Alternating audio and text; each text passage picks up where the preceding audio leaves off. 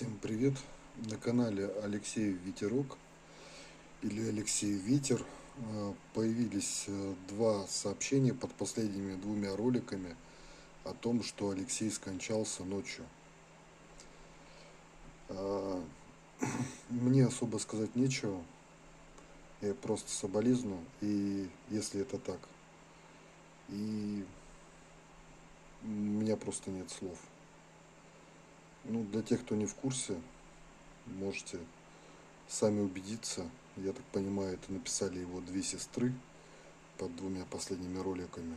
Но так ли это на самом деле, я не могу проверить. Поэтому, если у кого-то есть связи, подтвердите или опровергните то, что там озвучено.